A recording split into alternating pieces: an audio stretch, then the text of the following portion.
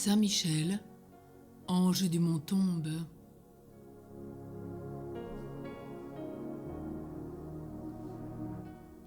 On connaît partout maintenant ce mont fameux qui se dresse aux confins de la Normandie et de la Bretagne en France, au péril de la mer, appelé mont Saint-Michel. Une ceinture de remparts formidables entoure sa base, tandis que son sommet est couronné de prodigieuses murailles qui portent dans les airs un sanctuaire majestueux. Sur la flèche de ce temple brille, étincelante au soleil, la statue dorée de l'archange, élevée à 500 pieds au-dessus des flots. C'est la merveille, dit-on, de l'Occident.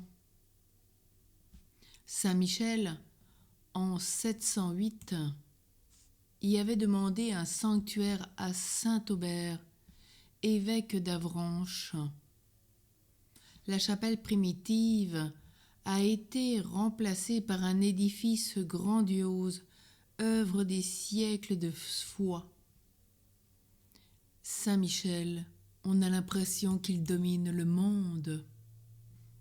Il surplombe tout. Pendant tout le Moyen-Âge et jusqu'à la veille de la Grande Révolution, la France, ou mieux dire l'Europe catholique, s'y portait d'enthousiasme. Les rois y conduisaient les peuples. En 711, Gildebert III ouvrait la marche. Plus tard, Charlemagne, Louis VII, Saint-Louis à 2 reprises différentes, Philippe le Hardi, Philippe le Belge, Charles VI, Charles VII se prosternaient devant l'autel de l'Archange. Louis XI y vint 3 fois et offre en don à Saint-Michel une statue d'or. Charles VIII y passe 3 jours à faire ses dévotions et des offrandes pour remercier son Seigneur, Saint-Michel de la bonne victoire qu'il obtient contre ses ennemis. François Ier est reçu avec une grande magnificence. Il est bientôt suivi par Charles IX et par Henri son frère, le futur Henri III. Avec les rois s'y rencontrent les ducs et les comtes normands, ceux de Bretagne, ceux de Bourgogne, les prélats, les seigneurs, les barons, les gentilshommes, les guerriers, les princesses, les nobles dames. Les provinces et les villes y entrevoient des députations solennelles. L'Allemagne, l'Angleterre, l'Italie s'y rendent en telle affluence qu'il faut ouvrir aux pèlerins des routes encore appelées voies montoises ou dans un langage saintement poétique, les chemins du paradis. Au XIVe, un attrait mystérieux s'empare des enfants. Ils se concertent puis partent malgré les remontrances de leurs parents et arrivent au mont en bandes nombreuses. Les saints aussi y viennent, citons Saint Anselme, Saint Thomas de Canterbury, Saint Mailleul, Saint Yves, Saint Vincent Ferrier, Saint Benoît Joseph Labre, le bienheureux Grignon de Montfort, le bienheureux Chapdelaine et tant d'autres. Pour tout dire, le pèlerinage du mont fut durant de longs siècles un des plus fréquentés de la chrétienté. On appelait ce lieu la Jérusalem de l'Occident. Tant était grande la vénération des peuples pour le sanctuaire du glorieux archange. Et Saint-Michel se plaisait à exaucer les vœux de ses fidèles pèlerins. On trouvait en lui la guérison du corps et la paix de l'âme. L'indifférence religieuse du XVIIIe siècle avait ralenti l'essor des pèlerinages. La Révolution le brisa. La royale abbaye devint une prison. Cet opprobre dura 70 ans. On s'est depuis repris à y aimer et honorer Saint-Michel.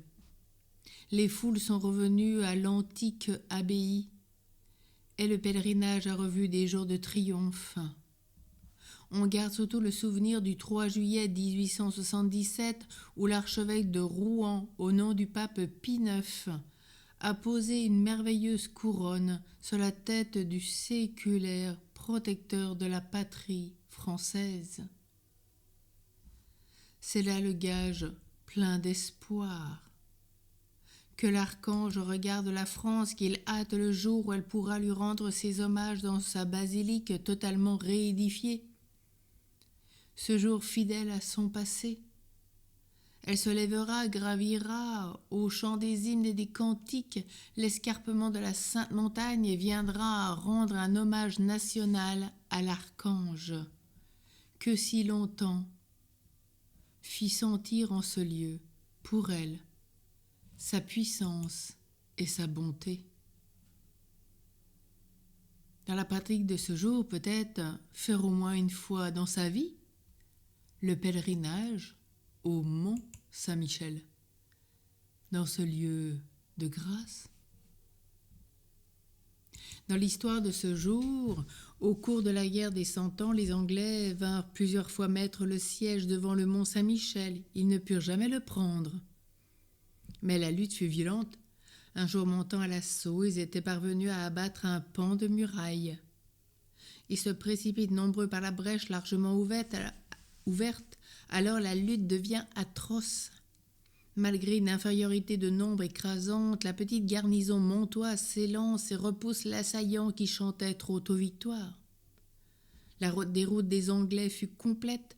On attribua l'heureuse issue du combat à l'intervention de Saint-Michel. Les ennemis avouèrent eux-mêmes qu'ils avaient aperçu dans les airs à la tête des assiégés, l'archange armé d'un glaive étincelant. Prions. Glorieux archange, Saint Michel, qui avait entendu nos prières, chaque jour de ce mois de grâce, mois béni, nous nous consacrons à vous, nous vous confions nos cœurs, nos esprits, nos intelligences, notre volonté, tout notre être. Prenez-nous sous votre protection, défendez-nous contre les dangers du corps et de l'âme, assistez-nous pendant la vie et la mort. Et après avoir prié ici-bas, j'irai louer avec tous nos frères et sœurs et contempler avec vous le Seigneur notre Dieu pendant toute l'éternité. Qu'il en soit ainsi. Amen. Et maintenant, par cœur, redisons ce petit exorcisme du pape Léon XIII. Saint Michel Archange, défends-nous dans le combat, sois notre secours contre la méchanceté, les embûches du démon. Nous le demandons en suppliant que Dieu lui commande. Et toi, chef de l'armée du ciel, par la force de Dieu, repousse en enfer Satan et les autres esprits mauvais qui rôdent dans le monde pour perdre les âmes. Amen. Saint Michel Archange, ta lumière éclaire-nous. Saint Michel Archange, tes ailes protège-nous. Saint Michel Archange, ton épée défends-nous de tout mal et du péché. Amen. N'hésitez pas à poursuivre cette prière à Saint Michel Archange tous les jours. Demandons la protection de Dieu, la délivrance avec Saint Michel, et l'Esprit Saint qui vient nous habiter dans nos cœurs chaque jour. Ayons de prière.